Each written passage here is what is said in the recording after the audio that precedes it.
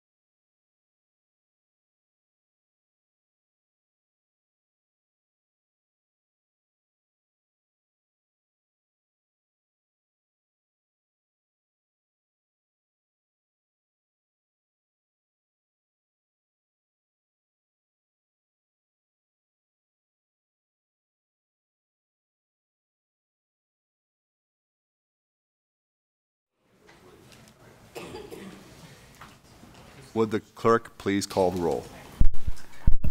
Roll call. McKiernan. Here. Mugia. Here. Johnson. Here. Kane. Here. Markley. Walters. Here. Philbrook. Here. Bynum. Here.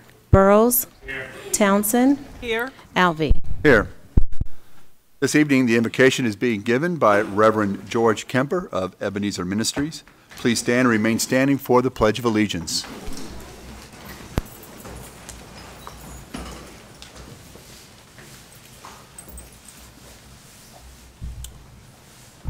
Shall we bow our heads?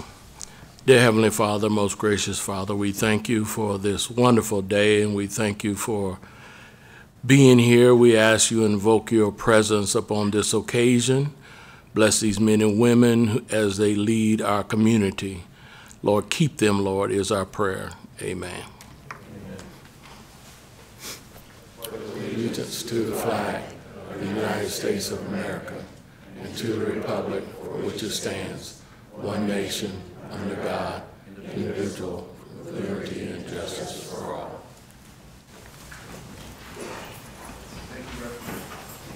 Thank you, Reverend Kemper. we have any dignitaries? I don't see any. All right. Next, I'll ask the clerk if there are any revisions to tonight's agenda, but first, the mayor's agenda. Yes, Mr. Mayor, we do have a blue sheet that's been distributed. Under the regular consent agenda, we have an additional item. It's item number 4. It's the nomination for the boards and commissions for the Housing Authority.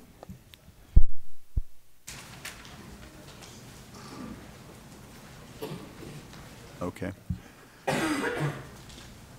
At this time, I would ask Rebecca Meditz to please come forward. Mrs. Meditz is the president of the Wyandotte County Historical Society. She's here to present an award to one of our own. So, Rebecca, please make an announcement. Thank you very much, Mayor. And thank you, Commissioners, for giving me the opportunity to address you today. As Mayor Alvey said, I am Rebecca Barber Meditz. I'm the president of the Wyandotte County Historical Society, Incorporated. And our mission is to collect, preserve, disseminate materials that tell the history of Wyandotte County and its environs. The Historical Society started some 115 years ago when men and women were finding that our history was being destroyed, we were losing it.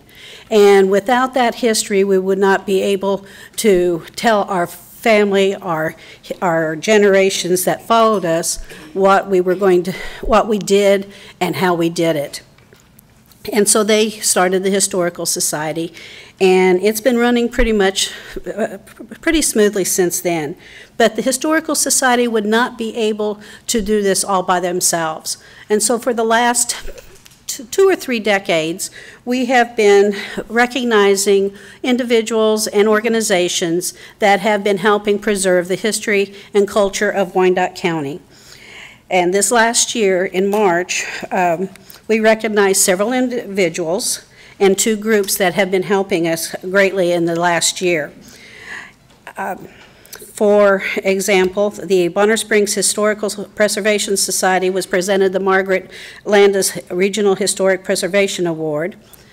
The St. John the Divine Community Art and Education Center, Inc. received the V.J. Lane Award, which was for historic preservation.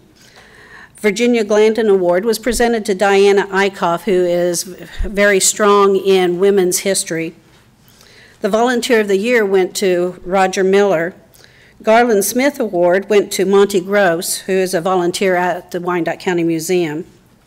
Patricia Adams was recognized for her lifetime service in the preservation of Wyandotte County history and the history of Kansas City, Kansas public schools. And Dr. Curtis V. Smith received the Presidential Recognition Award. Now, I'm really actually here to inform you that 2 of your own actually was recognized. One, a volunteer on your Landmarks Commission. The Landmarks Commissioner Chair David Meditz received the Historian of the Year Award for all of his research presentations and co-authoring of articles, but one was not able to attend the meeting in March. And I'd like to recognize her today for her many years of continuous service to our county and our community. She was very active with the Shepherd Center and Wyandotte County Historical Society, just to name 2 of the organizations that she's been working with, until she answered the call to elected public office. We miss her greatly. But I would like to recognize Commissioner Melissa Bynum for her meritorious service for her past efforts in preserving the history of our community and for our future generations. Thank you and congratulations, Commissioner Bynum. Also, I would like to invite you all of the commissioners and anyone else that would like to attend. The next quarterly meeting is June 10th at 2 o'clock at the George Mine Center, and it is going to be the Latino history of Wyandotte County. So I think it'll be very fun. There are mariachi bands and all kinds of things are going to be going on. But we invite all of you to attend. But thank you, Mr. Mayor and Commissioners, all of you, because you are writing the next chapter to our history for ourselves right now and our future generations. And may I approach so I can give the, okay.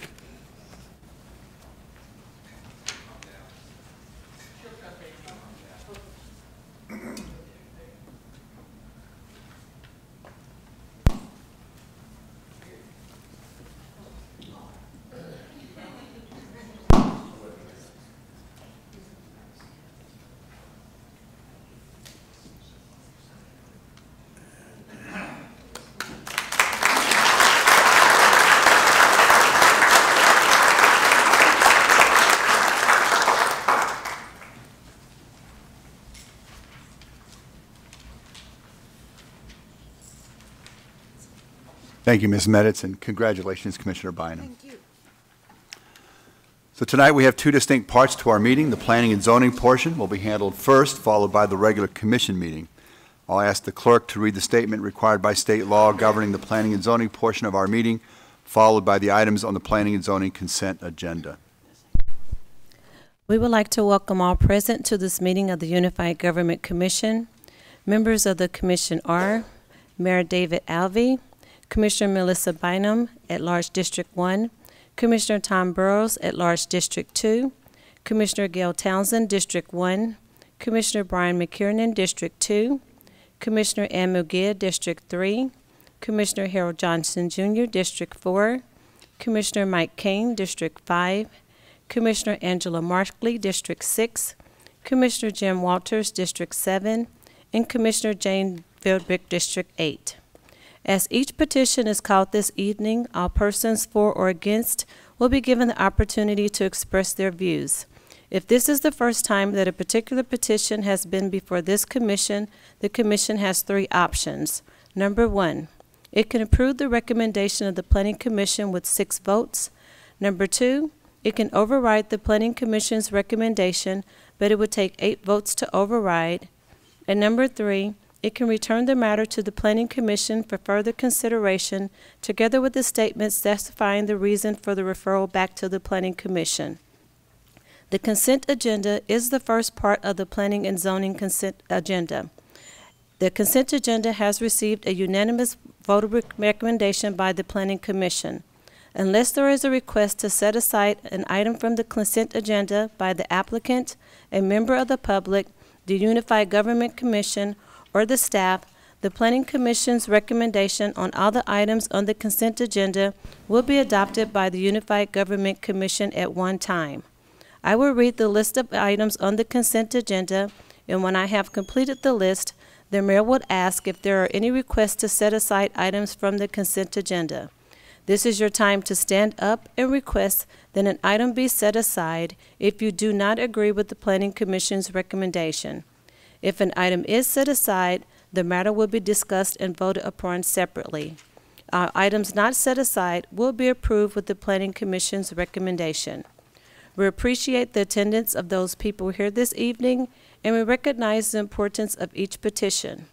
We would remind you that there are a number of items on the agenda, and we would appreciate your efforts to make your remarks as concise as possible.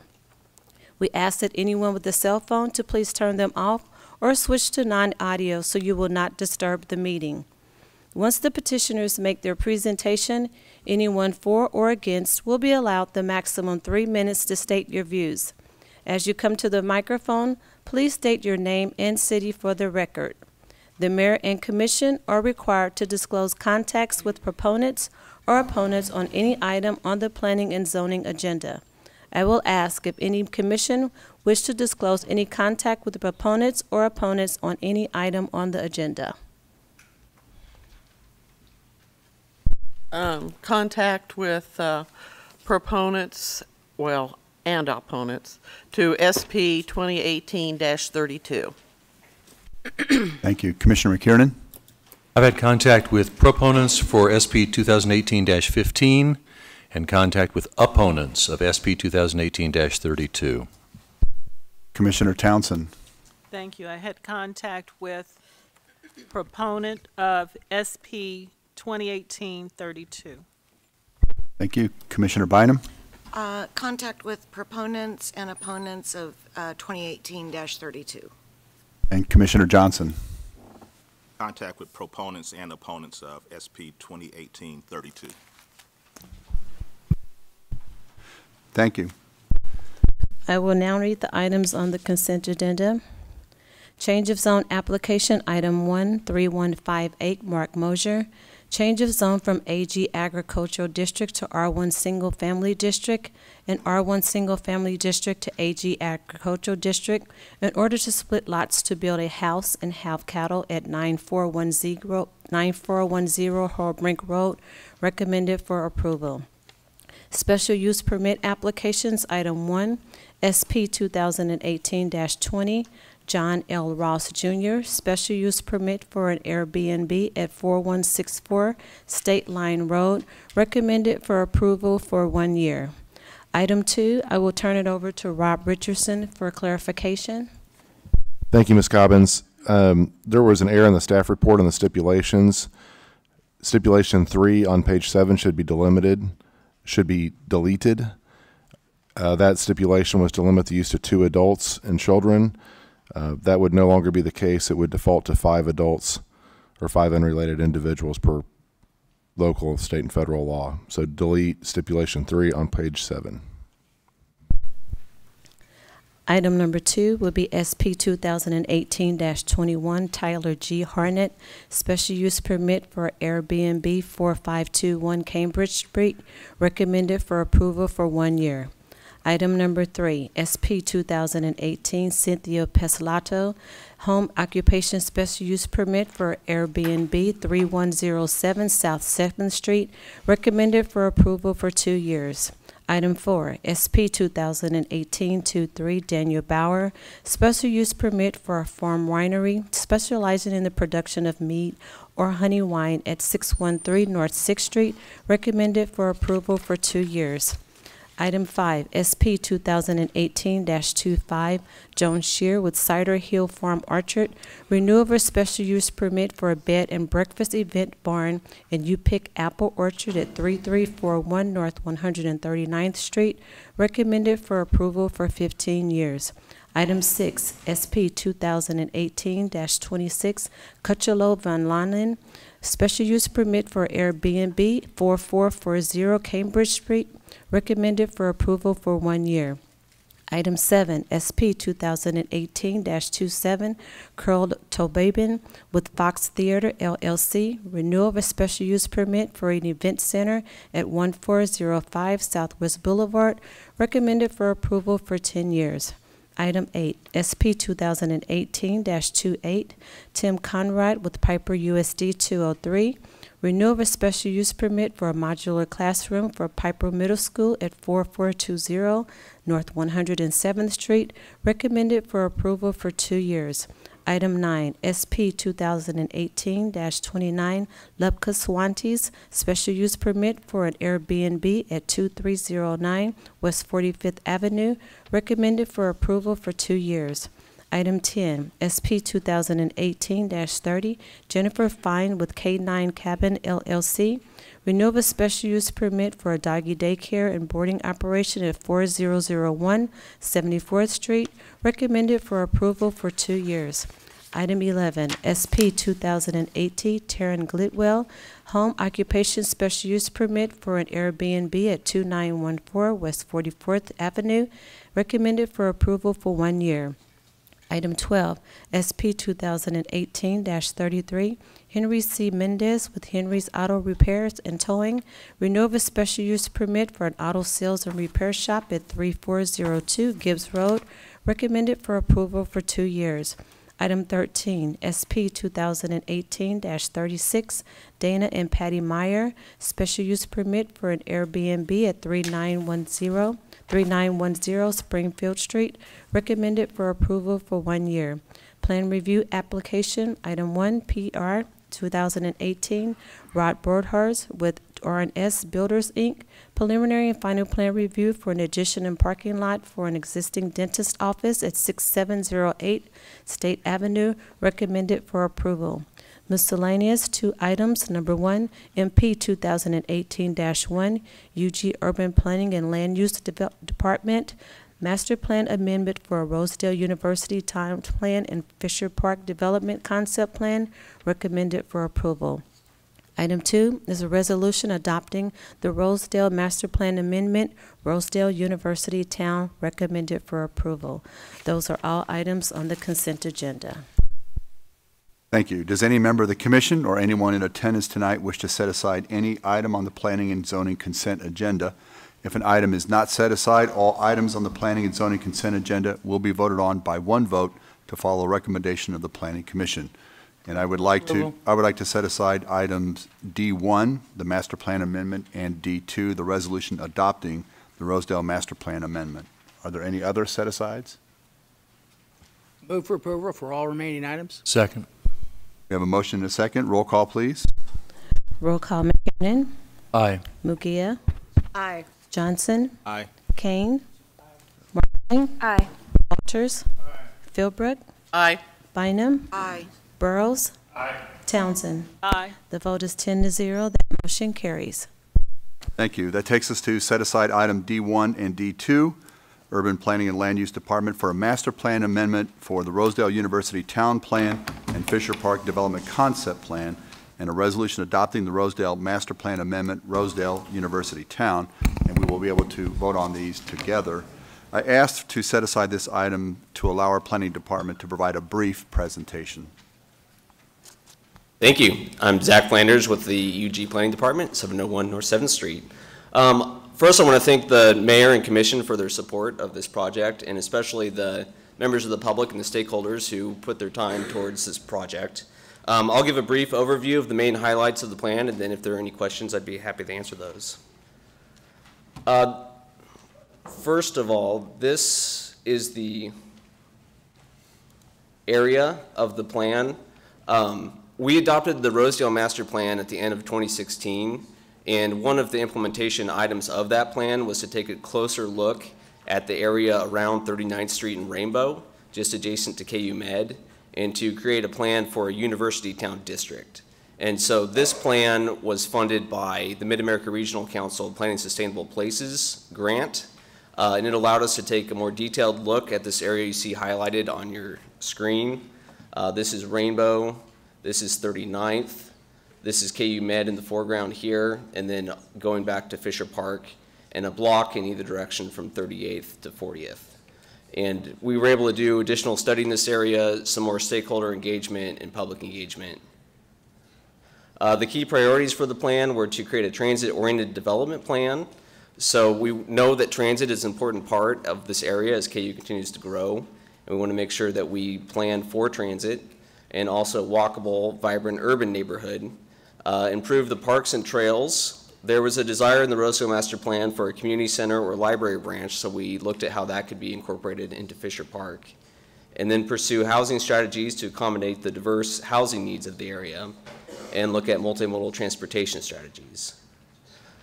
I'll start with transit. One of the key recommendations, we were looking at the major routes, which are the 107, in the 39, which goes east-west and is the most heavily trafficked transit route in the city that goes east-west, and the metro, actually.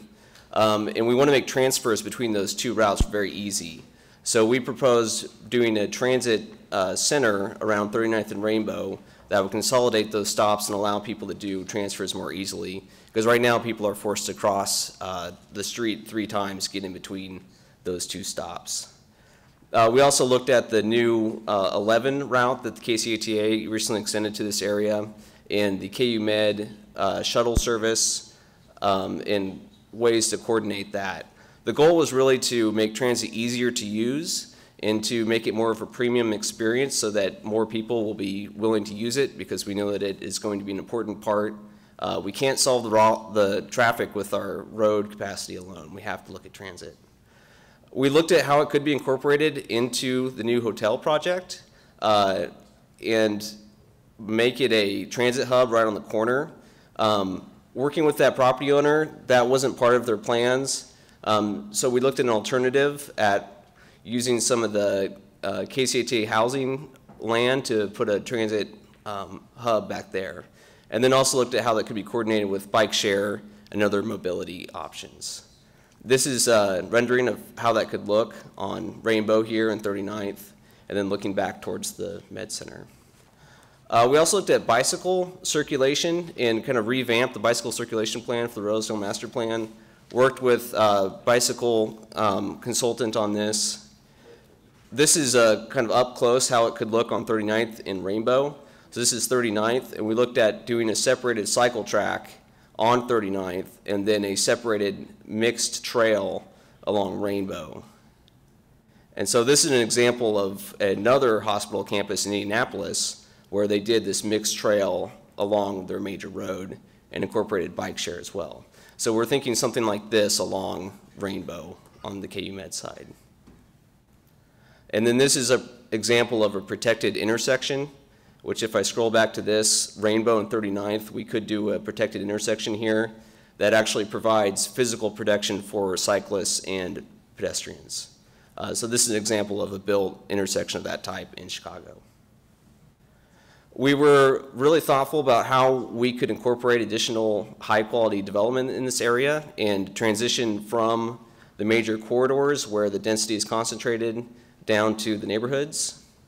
We looked at different prices for housing, and the bottom line in this area is that housing prices are really skyrocketing because this area is growing very, very quickly, but we've not done a great job of increasing the housing stock in this area. In fact, from 2000 to 2010, the number of housing units actually decreased. And so this is an area where we have an opportunity to increase the amount of housing in Rosedale and maybe match the housing better with the demand, where there's a lot of professionals and students who are wanting a smaller apartment-style living closer to where they work or go to school, which is KU Med.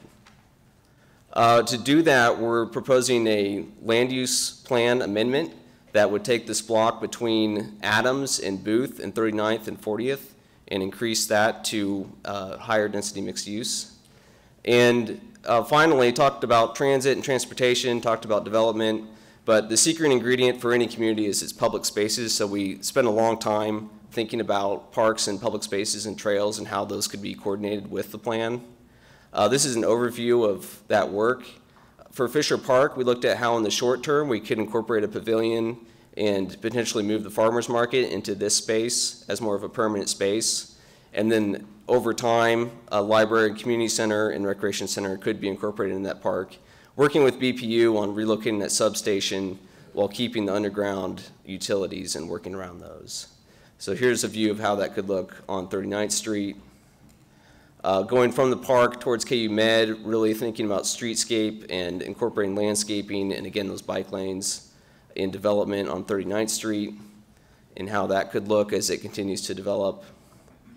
And then this is the site where we would be increasing the land use from general urban to urban mixed use, which is the next highest level, to facilitate a kind of development like this and working with this property owner as well throughout the process, where looking directly into KU Med, you could build new housing and incorporate green space, so to make a really nice residential corridor.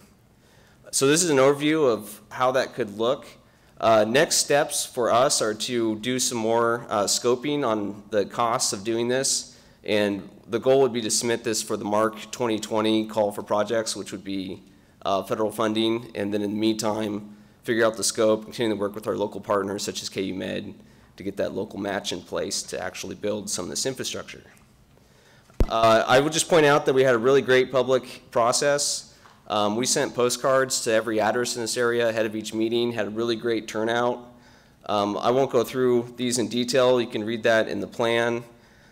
And I also included some of the comments that we got, which I won't read, but the last public meeting, we had 3 public meetings in all, and I was really happy with the turnout and the response that we got. It was a meeting where I think it was almost 100% positive, which is great for a public meeting. So with that, I'll ask you if there's any questions. I would just add one comment to Zach and the increasing the density in the area. One of the things we've discovered recently, we did some analysis of property values by acre within the county.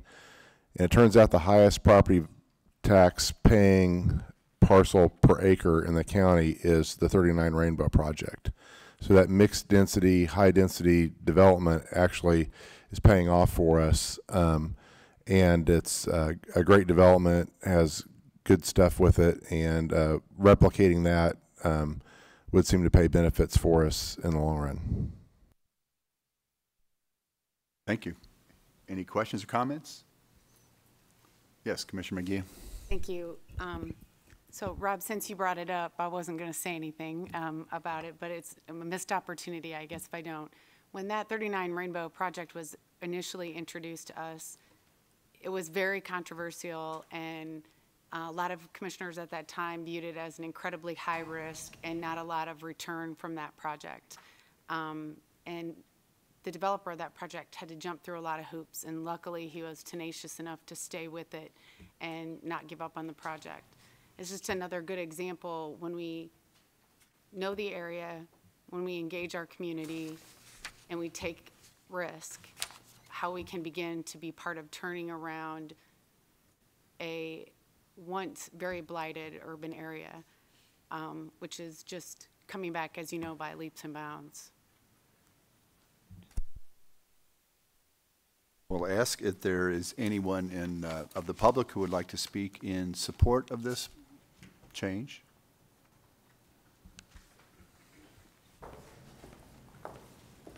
Please state your name and address. My name is David Meditz. I live at 12801 Sewell, Kansas City, Kansas.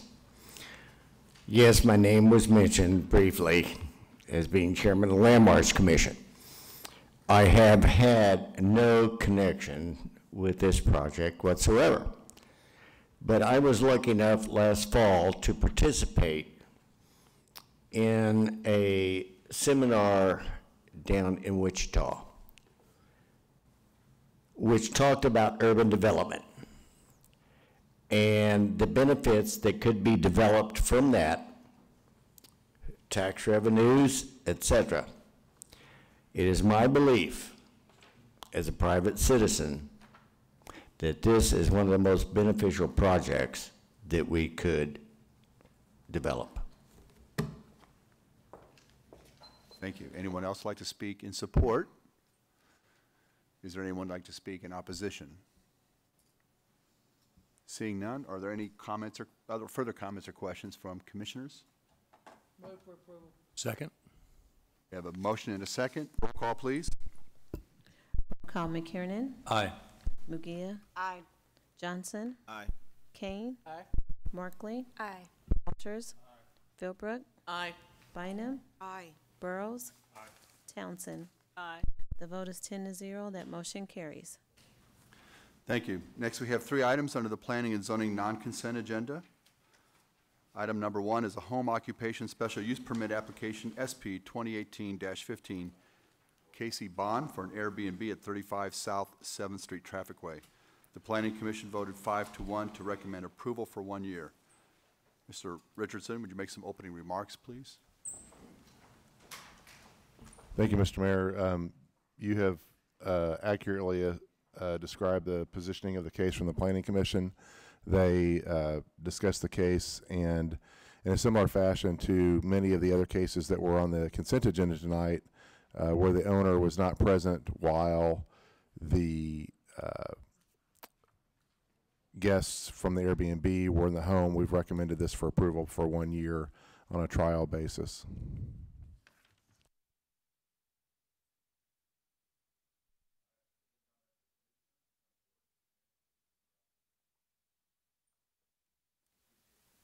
My name is Jessica Zig, and I reside at 3025 North 51st Street.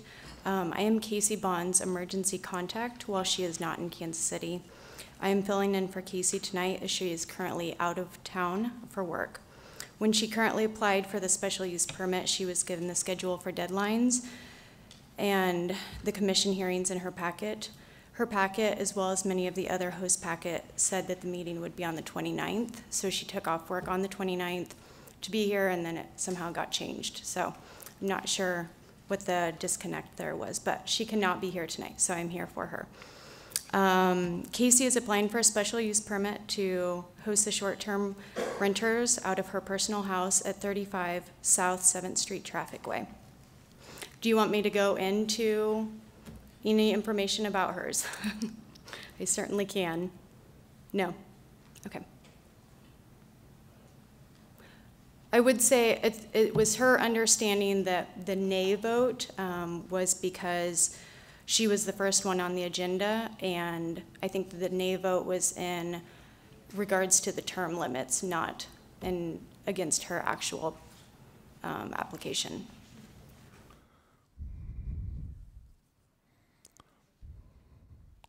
I would agree with that assessment. Okay. We still need a public hearing. Okay, thank you. So I'll now open the public hearing and ask if there's anyone present who would like to speak in favor of this proposal. All right, is there anyone who would like to speak in opposition? Seeing none, if there are no further comments or questions from the public, I'll close the public hearing. Move to approve the Planning Commission's approval of this property for a period of 1 year. Second. We have a motion and a second. Roll call, please. Roll call, McKiernan. Aye. Mugia. Aye. Johnson. Aye.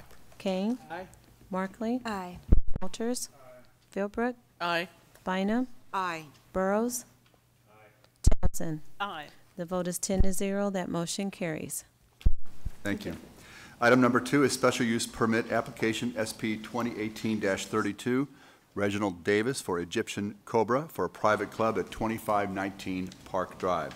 The Planning Commission voted 4-1 to recommend approval for 1 year. Mr. Richardson? Thank you, Mr.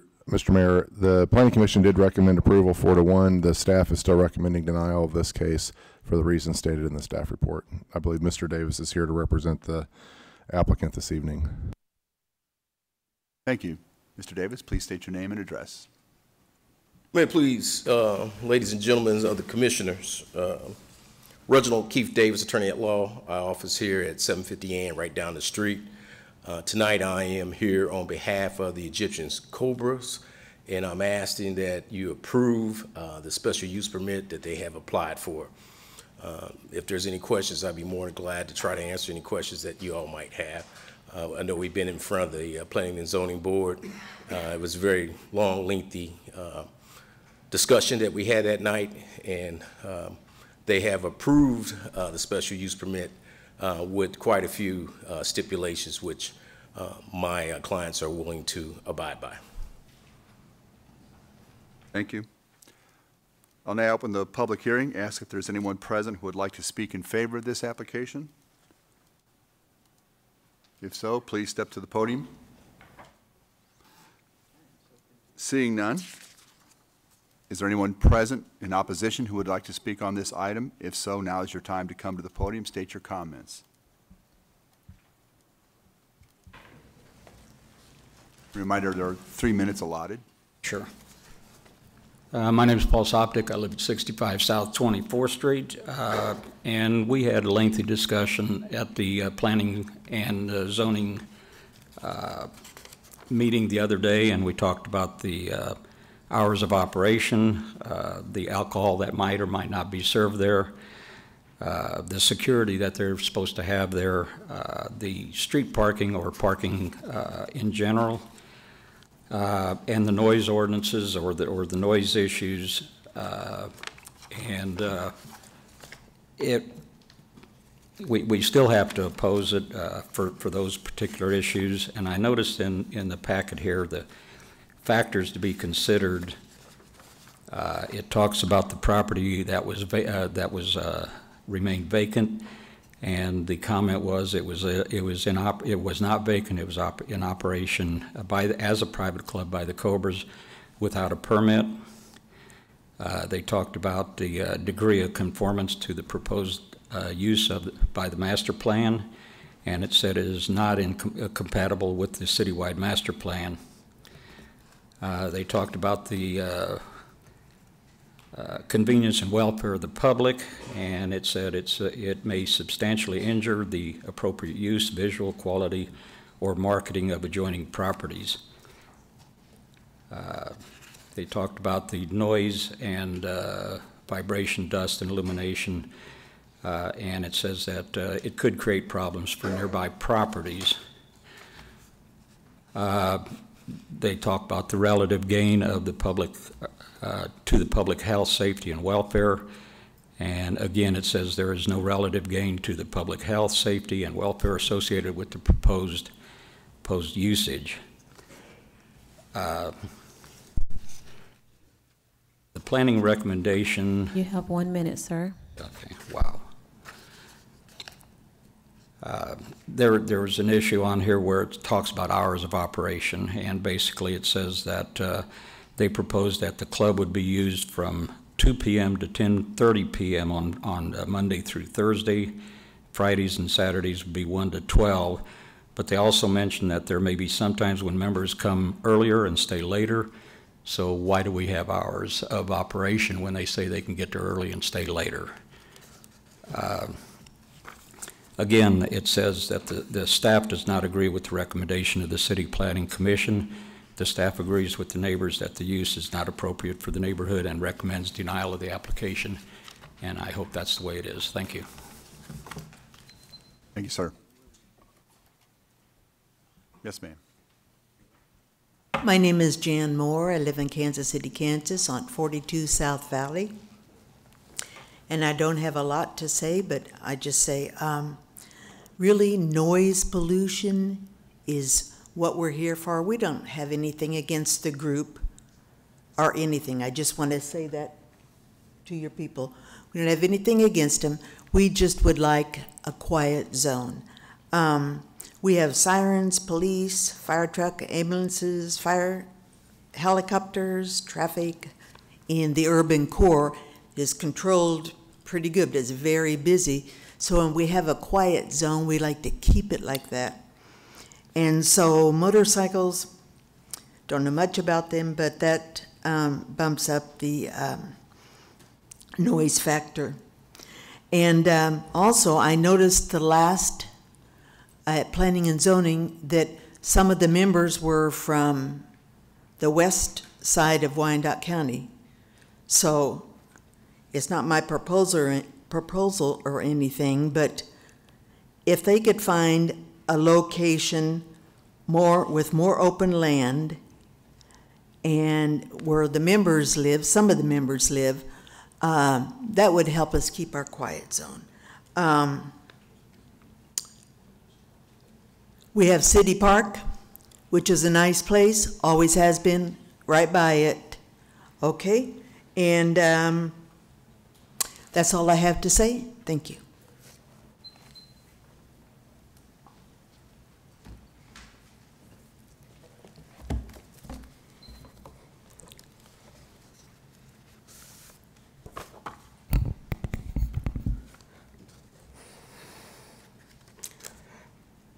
Hello, Mayor Alvey and Board of Commissioners.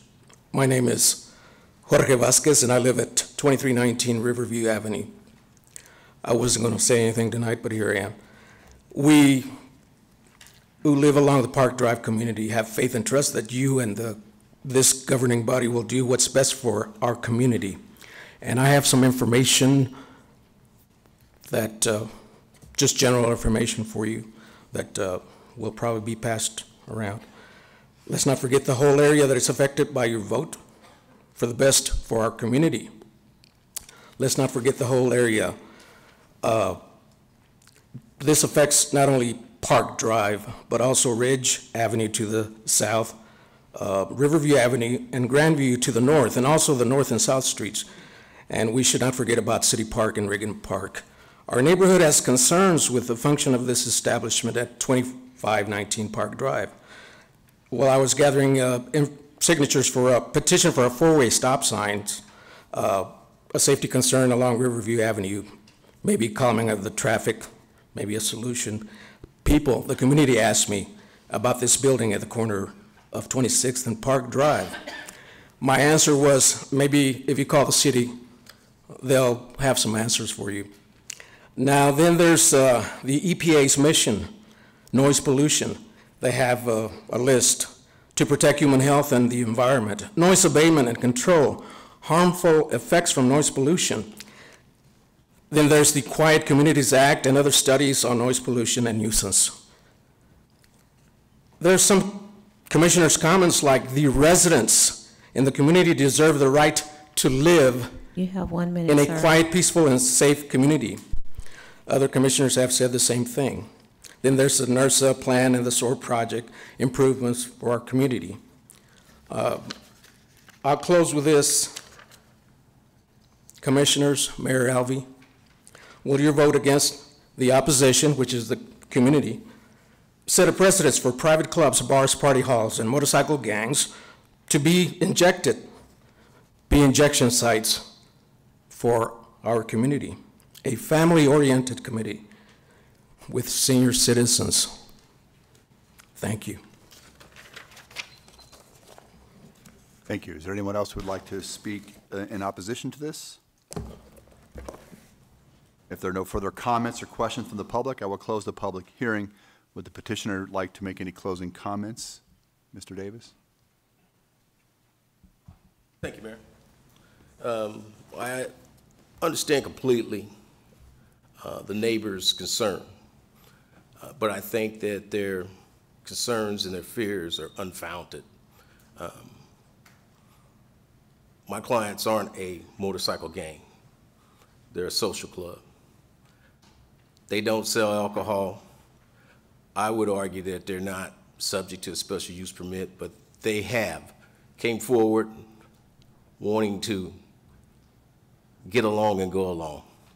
They have expressed a willingness to work with a neighborhood group.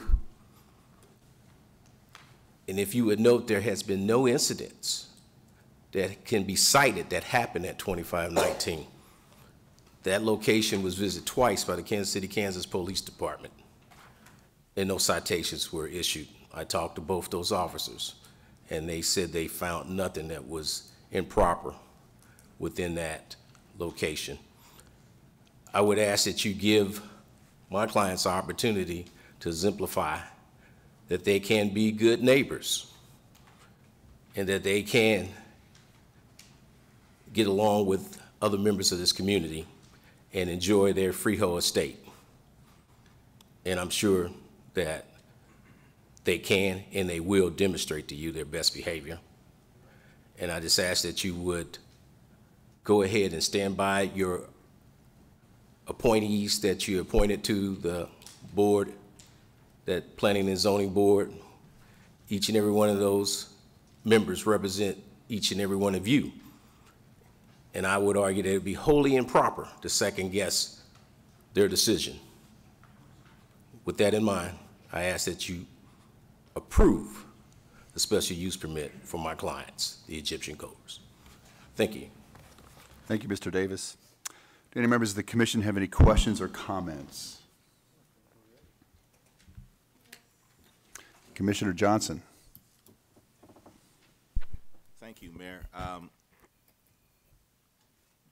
Mr. Davis, can you tell me how many members are part of the Egyptian Cobra?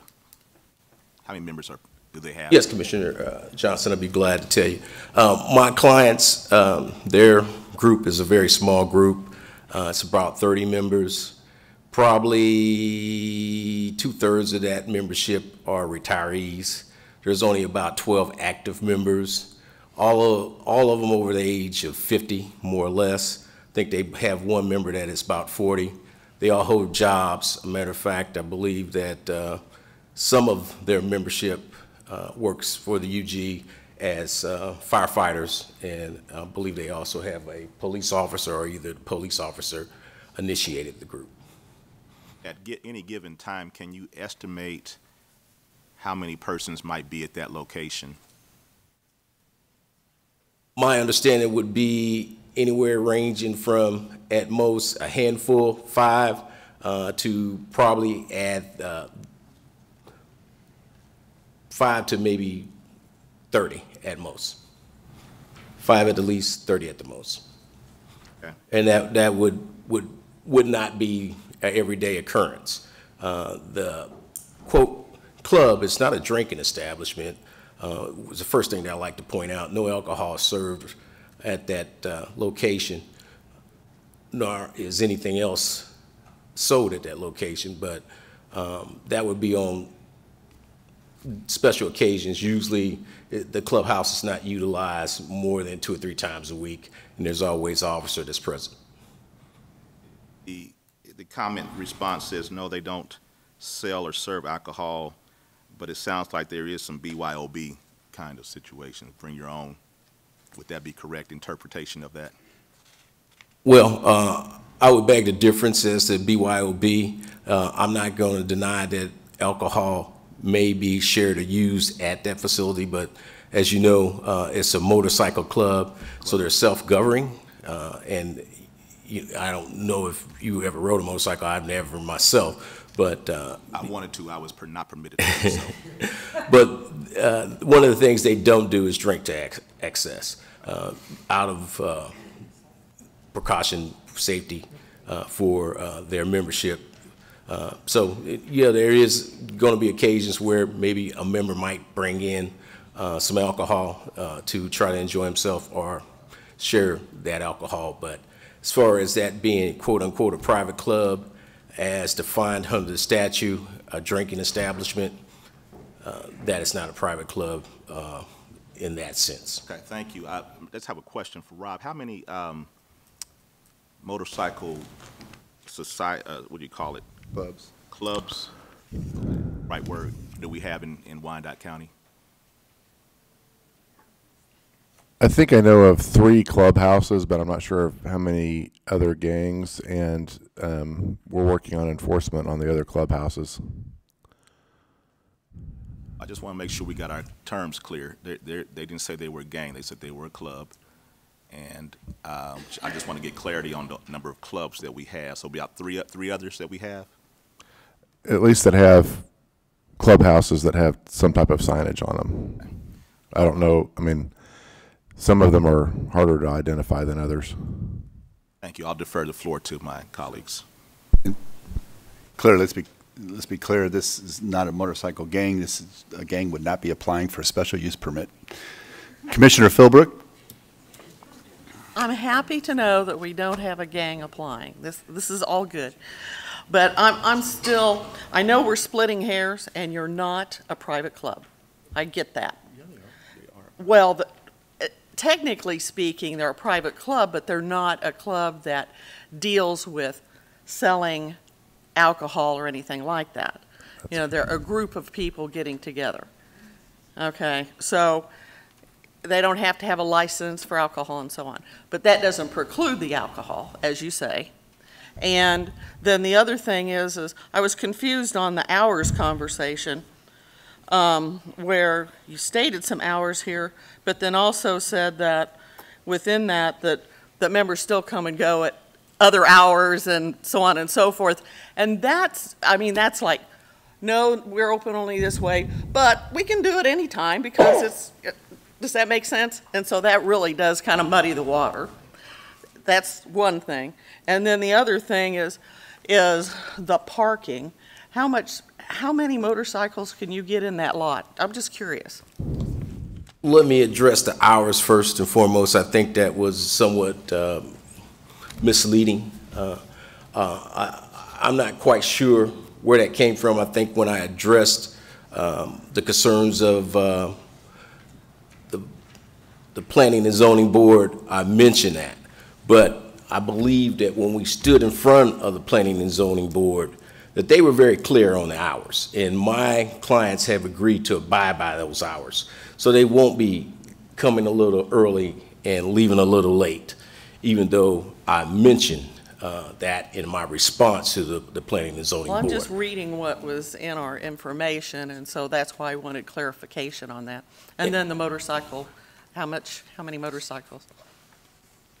In my opinion, I think that there's adequate enough space in the parking lot that if every member brought their motorcycle to the clubhouse, that they could get all 30 motorcycles in the parking lot.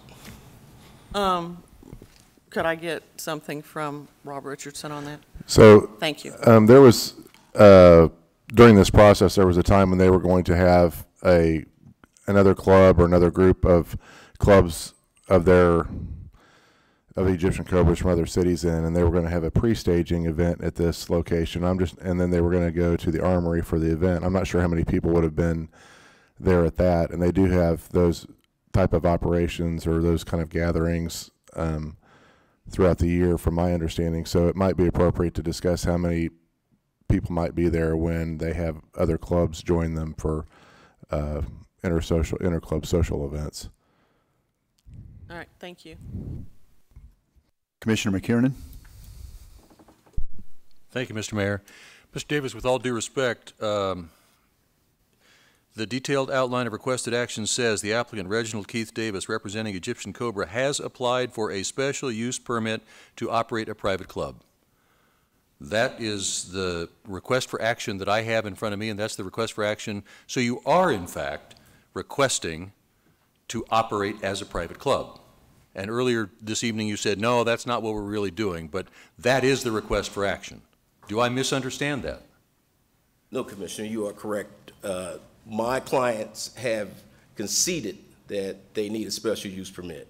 I had repeatedly questioned the legal department here as to why my clients needed a special use permit. They kept citing the statute, which applies, is a statute that talks about drinking establishments and private clubs, and it dealt with alcohol, beverage, and control. Nowhere, and I know there's a couple lawyers here on the commission, but nowhere is that applicable to this situation. But once again, I regress. My clients want to go along and get along. Okay. They're not putting up a stink. Thank you, sir. Mr. Richardson, did you tell Commissioner Johnson a moment ago that there are currently three, to the best of our knowledge, 3 private clubs in existence in Kansas City, Kansas? Related to motorcycles. How many total private clubs are there? I don't know, because there are some of them that are lingering from the past when you could only get a drink at a private club, you know, way before the state laws changed. And I don't know which ones of those, of the bars and taverns and restaurant bars around town are still private clubs from those days. So I really have no idea on that. Okay, because, I mean, in a document that was attached here, and I think we've already referenced this once, it says this will not be a drinking establishment. We will not sell. Let me see if I can find back to it here. Yeah, they have said they won't sell or serve alcohol there, but they might share it amongst friends. I would just note that the state law doesn't require the sale of alcohol to be a private club. So it's, okay, that's what I was getting to. It says the organization does not plan to sell or serve. However, there may be some members who might bring in alcohol to consume while at the club to enjoy themselves. What I want to know is, does alcohol, tobacco, and firearms, does alcohol, ABC, and Topeka, does anybody have any oversight over private clubs in terms of how alcohol is brought, consumed, shared? I don't know the answer to that. Because if this were a bar, there would be oversight. Correct. But since it's a private club, you're suggesting there might not be any oversight. Well, they'll have a special use permit from us as a private club, and I would assume they would license themselves a business license. I don't even know if they're not for profit, so they wouldn't need a business license. So I don't know if there would be any trigger that would indicate that ABC would want to be involved in this at all. So the whole sharing and consumption of alcohol would just be unmonitored? Could be. Okay. Excuse me while I flip to another page where I've highlighted something. There was a neighborhood group meeting, and you had provided, Mr. Davis, quite an extensive accounting of the questions and answers from this neighborhood group meeting, and I just wanted to ask about a couple of things that caught my eye. You have here that that in the 33 years the club has existed, the organization has never had a shooting or a fight, and that they are a motorcycle club, not a gang. In other words, they have no rivals. But I could have sworn I read in the report of the Planning Commission somewhere else that there was, in fact, a history with this particular club. Did I misread that? That's correct, Commissioner. So there was a history of shooting? Correct. So I'm just curious how the response could be made to the neighborhood group that there was no history when, in fact, there appears to be evidence that there was. Commissioner, I was misled, just plain and simple. I was told that there was no history of violence, later to learn that there was one incident. I would like to say that what I have learned was that my clients were the victims, not the perpetrators in that incident, and that 3 of their members were shot, and I think 1 was actually murdered that night. And it had nothing to do with rivals from another motorcycle group, club, / it was other individuals who came and tried to force their way into the facility in which they were at. So that was my understanding of what happened. Had I known prior to me submitting that report that there was an incident of violence, then I would have drawn the sting by going ahead and acknowledge that there had been one incident. But there has not been an incident since then concerning this club. And I would also like to take the opportunity to address the previous question that you presented to Rob concerning ABC. I did take the liberty to contact Special Agent Hamilton and asked him about that scenario as to whether or not there was an issue with my clients partaking of alcohol inside the clubhouse. And he indicated to me that there was no issue. It was nothing that ABC would be involved in, and he did not see that to be a violation of the law. And it was just as if one was drinking at their home and having invitees over to their home to share a beer while watching the Chiefs game. Okay, thank you so much. Commissioner McKiernan, I would note that there were incidents in 2012 and 2013 where gunfire was involved with one of their clubhouses. So more than one, okay. At another point in the neighborhood group, it says, one of the neighbors said that she had seen 2 EMS vehicles and wondered why they might be parked there. And she was told that those EMS vehicles belonged to 2 club members who are Kansas City, Kansas firefighters. And I was just curious what kind of vehicles those were. Were they driving ambulances over to the club, and does the fire department get to drive ambulances to private clubs? What kind of EMS vehicles did she observe, and how were they determined that they belonged to members of the Kansas City, Kansas Fire Department?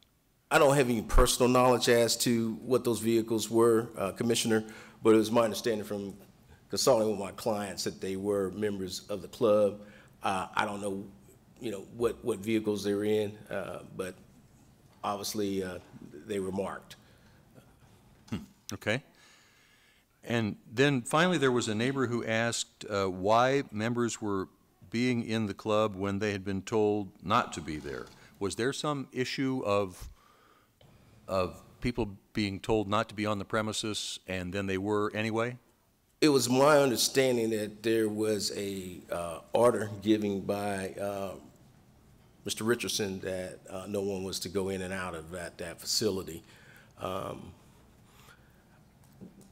There was times when folks would go in and out of the facility just to check on it, but as far as holding meetings or any activities, my understanding all that ceased once they were told that they could no longer go in and out of the clubhouse pending approval of the special use permit. Thank you, sir. Appreciate it. That's all I have. Commissioner Kane. I don't belong to any clubs. Several of my friends are motorcycle riders, and they do poker runs. They go from place to place to place to place. And if I had a club, I'd want them to come to my club. And then Commissioner McCarran and I are familiar with the area because we were raised there. And if I lived there, I wouldn't want 30 or 40 or 50 motorcycles, not just the ones that belong to the club, but their friends are going to come over for this poker run. And I'm not sure you can say there's only going to be 30 or the maximum of 30 if they have some sort of event like that, a fundraiser. So that would make me extremely nervous. And the comment about when you said something about staff, I don't always agree with staff, but there's rules and regulations that we're supposed to go by, and that's what they tell you. And you can question that if you want, but they're there for a reason. Could I respond to that, Commissioner? Yes, sir. There's 2 large events that my clients hold. Neither one of those events are held at 2519 Park Drive. They utilize the Firelight, and they also utilize the National Guard Armory to hold those large events. I don't think that at any time will there ever be a situation where there will be more than 30. I doubt very seriously if 30 motorcycles would ever be parked outside that facility. If that was true, if there was some type of incident, if there was a large congregation of folks there, of bikes, of cars, then I'm sure that someone who is a part of this neighborhood group would provide photos of those bikes or cars or large congregation of people. None of that has happened. and none of that will happen. Commissioner Townsend? Thank you, Mayor. Good evening, Counselor. Just a few questions that I'm not sure I heard the answer to, and some questions weren't asked before. How long, or who owns the building that we're talking about? I'm not sure of the gentleman's name. He has owned the building for quite a long time. If you would give me a second, I think I might be able to find his name, or maybe staff could find that a lot quicker.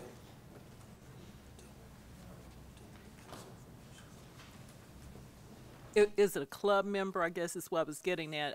I didn't see anything in our packet as to who No, owns the building. he's not a club member. He actually owns the building. My client's lease, they entered into a lease agreement with him to utilize the building. Okay. How long is the lease agreement for? Do you know? I'm not quite sure on the length of the lease. Okay. I saw in the packet where the estimated square footage inside was, I guess, around 2,000 square feet.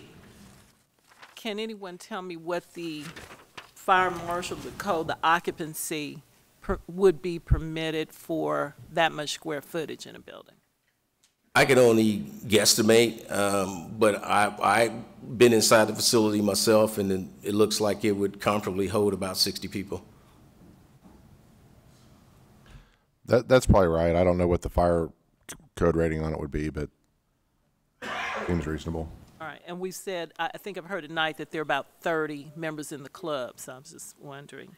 And what's the likelihood, I think several other commissioners mentioned that there are invitees of the motorcycle clubs being invited to come to that premises? I'm not going to rule out that there might be invitees that will show up to the club. I just don't think they're going to show up en masse. Usually, like I indicated, they have two large events that they host yearly, and both of those events are held away from the clubhouse. They would not be at that location, but obviously they have acquaintances, other people who ride motorcycles also that I believe would, at times come by the facility. But as far as 50, 60 motorcycles, I think that that's probably a little exaggeration, and those fears are unfounded. Well, I guess my concern would be that there's nothing that would prohibit that, though.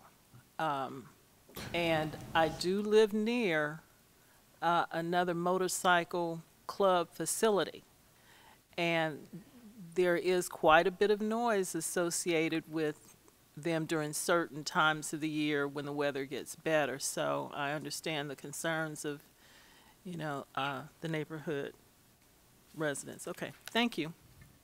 Thank you, Commissioner. Commissioner McKiernan. So to the issue of who owns the property, it's very interesting. So I pull up our map here, and it illustrates a comment I made to some commissioners earlier about my frustration that sometimes we can't find people through our own records. Our own records aren't good enough. So if you look up the property and you look and you find the owner, it gives the owner's name. I won't say what it is. And it gives the owner's address as 1 block to the east and just a few houses north of Park Drive. Now, when you go to that property and you click on it, it says, oh, this guy lives there, but it lists a different address on a different street. So here we have a case where we have apparently incomplete, at the very least, information about who actually does own this, because we're led on a trail. When we try to find what's this person's mailing address, and we go to one place and it says, oh no, his mailing address is this other place. I really have a concern when our records are that incomplete that we could actually find the owner should we need to talk to the owner about something. That's all I just wanted to bring up. Commissioner Kane? Since I'm not sure that we have all the information, perhaps we should send it back and have staff find out who does what. Or 8-0 vote? No, not to send it back, it wouldn't. 6, I'm sorry, thank you.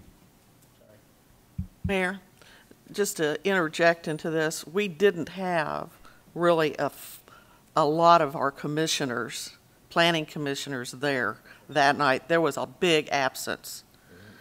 Yeah, there was only 5 present. And if we're going to talk about representation from all of us, I know mine wasn't there. He was on spring break with his kids. So I'm not so sure it would be a bad idea to send it back. Would you, I move to send this back to Planning Commission. Second. We have a motion and a second to return this Just to... for clarification, you have to have some directions as to why you're sending it back. We need more information and more succinct information on ownership of this property and other things like that. Thank you. We have a motion and a second. Any discussion? Seeing none, roll call, please. Roll call, McKiernan. Aye. Mugia. Aye. Johnson. Aye. Markley. Aye. Walters. Philbrook. Aye. Bynum. Aye. Burrows. Aye. Townsend. No. The vote is 9-1. That motion carries. Thank you. Mr. Mayor, the date of that meeting would be May 14th. May I have a question? Nope. Sorry, I don't think so. Okay. I can't have a question as legal as a legal representative of...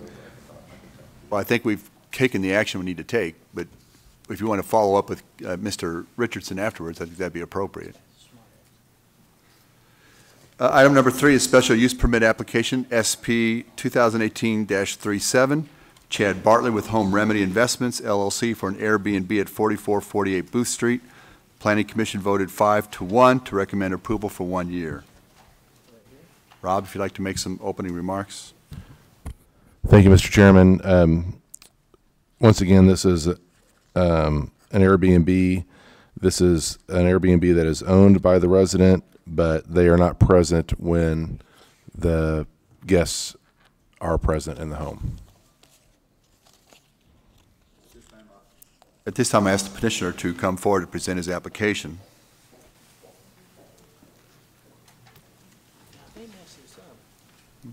So, excuse me, Mayor, I don't mean to interrupt, and I don't know if we have to, I forget procedure here always, but this application is exactly the same as the other ones we just approved, only we're asking for a year instead of, isn't it 2 years that they're recommending?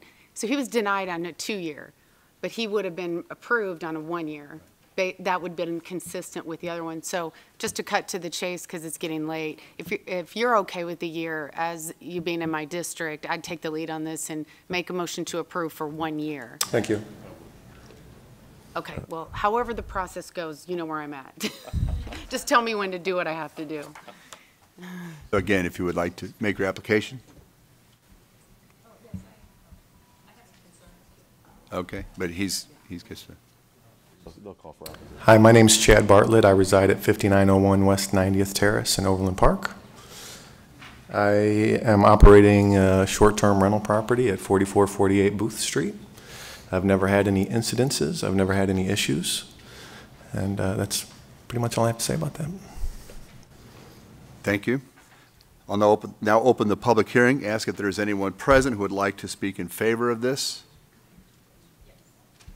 Seeing none, would anyone like to speak in opposition? Please come forward. If you want. Or against? She's against. Okay, my name is Dana Sweeto, and I live at 4446 Booth. I've been a resident there for 18 years, and I have had concerns. I wasn't sure of my rights as a homeowner next to an Airbnb. You know, I have a constant flow of strangers in and out of the house. It is advertised on the site as a, popular location next to Oklahoma Joe's, nightclub. The amount of people that are coming and going, maybe one person will come and show up, and then I'll have 8 people in my backyard smoking, vaping, or there's no privacy fence. On March 14th, there were 3 people that entered the house. Lights stayed on for 2 days.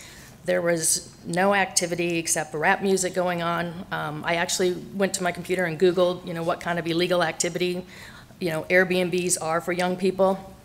Obviously, there are not a lot of rights, I think, for owners who live next to Airbnbs, and it's a new industry.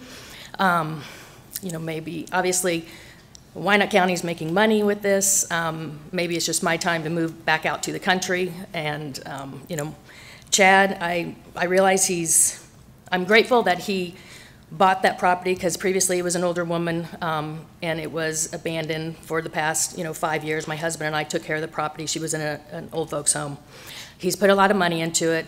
I would just like to see it promoted as possibly put a privacy fence up. Maybe there's a swing set in the back. He says, hey, why don't you go down to Crown Center with your kids and go to some of the family-oriented industries that Kansas City has, and not so much as let's go party. I've had on Friday, March 30th, I had two girls enter the house at 4:30 a.m. and my husband's a union pipe fitter, was going to work. A gentleman pulled up and entered the house at 8 o'clock. You have 1 minute, ma'am. Okay, 8 o'clock when I was coming home or going to the park. The gentleman was exiting out of the house in the backyard, and I was concerned that these two girls were there. And I don't know my rights till I called the police. It's very uncomfortable. So maybe if it's promoted differently. I know Chad is an entrepreneur.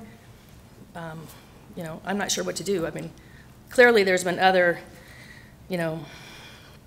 Airbnbs that there's been issues, and I'm not sure how to address this or what to do. Thank you. Would the petitioner like to make any closing comments? Chad, would you like to make any closing comments? That's me.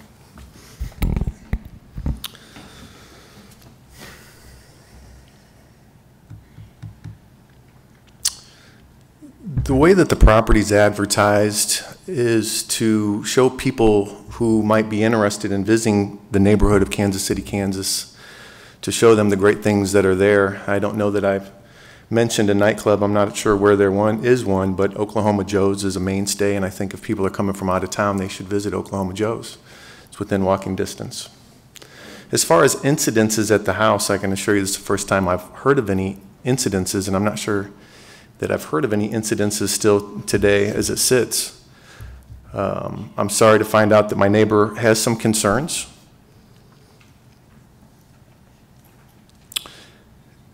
Her husband and I have shared multiple conversations, also talking about the gratitude of me taking a house that has been abandoned for a long time, has been targeted as a vacant property, and had some intruders in it. I think that your husband caught one of those intruders. That doesn't happen anymore. I invested a lot of time and money into that property to make it what I feel like is one of the nicest properties in the neighborhood, and well, that's it. I need to ask, is there anybody else who would like to speak in opposition? Not seeing any. Thank you. Do any members of the commission have any questions or comments? Commissioner Murguia. Yeah, I'd like to make a motion, but before I do that, I want to explain some things. You are exactly right. This whole new policy around Airbnbs is brand new, and we are continuing all the time to work on that and refine that policy. So I definitely hear your concerns are. My concerns is that if we deny this application, when it is exactly the same as the other ones we just approved, there's an incredible inconsistency there. All of that said, I think that you have some very legitimate concerns. So I would make the motion that we send this back, see if the two of you can't get together and come to some sort of agreement as neighbors. I don't think a privacy fence is an unrealistic request, but there might be some reason for that not being there.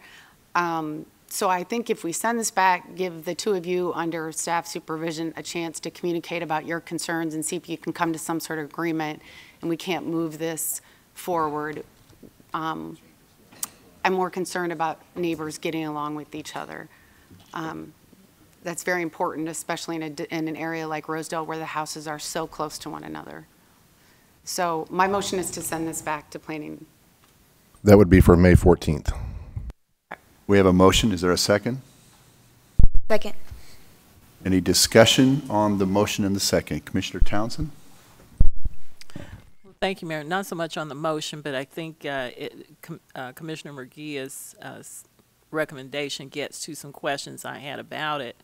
I would be interested in knowing what the proponent thinks about his neighbor's request or concern about a privacy fence, and doing things to minimize the distraction to who may be coming to your house, to her house. And while it's commendable that someone has taken a house that may have otherwise been abandoned, it doesn't necessarily mean that just anything is preferable if it's not still something that works in concert with the other neighbors there, especially if you're somewhere else. You're not in residence at the house, right? Correct. Okay. So I'm hopeful that if it goes back, that's something that you would consider. Thank you. Thank you. We have a motion and a second. Roll call, please. McKiernan. Aye. Murguia. Aye. Johnson. Aye. Kane. Markley. Aye. Walters. Philbrook. Aye. Bynum. Aye. Burrows. Townsend. Aye. The vote is 10-0. That motion carries. Thank you. That concludes the planning and zoning portion of tonight's meeting. We'll now move to the regular portion of our agenda. Does any member of the commissioner or anyone in attendance tonight wish to set aside any item on the regular consent agenda? If an item is not set aside, all items on the consent agenda will be voted on by one vote. Second. We have a motion and a second. Any discussion? Seeing none, roll call, please. Roll call. Mark McKiernan. Aye. Aye. Johnson. Aye. Kane. Markley. Aye. Walters. Philbrook. Aye. Bynum. Aye. Burrows. Townsend. Aye. Vote is 10-0. That motion carries. Thank you. Our last item is the administrator's update. Administrator Bach. Thank you, Mayor, Commission. I submitted to you earlier this afternoon my update, which I will periodically do, that talks about various activities going on. This update is a new format. You'll note I put in play the Commissioner's goals that are laid there and tried to tie all the different update information to them by going through and listing out the areas from reducing blight, increasing safety and perception of safety, increasing community health, economic prosperity for all, improved customer service and satisfaction, and community cohesion. And then I also go through the values section that you have laid out as part of it. I guess I will say, since it's 8:25, this information is before you. You have it all to go through. I am happy to go through and give summary points on each one, or whatever your pleasure is, Mayor. Commissioner Bynum. Thank you. I did read through it when you sent it this afternoon, and it's very comprehensive and, to me, once again, impressive. I'm open to hearing it or not hearing it, but what I'm interested in is, I think it's really good information for the public, anyone that would want to see the complexity that's engaged in running a city or a county or a unified government. And if it could be placed on the website or in a link there where we could share it, I just think that would be really helpful, and that would be my request, and I'm happy to hear it now, but I think it's more important that we make it available for the community to see. Thank you. I believe I could probably tie it to tonight's agenda, as well as we could establish a link for the administrator's update so people could access that. That sounds good. I think that's a great idea. Make a motion to adjourn. So moved. Second. Roll call. That was on the consent agenda. All right. I'm sorry? All in favor? Aye.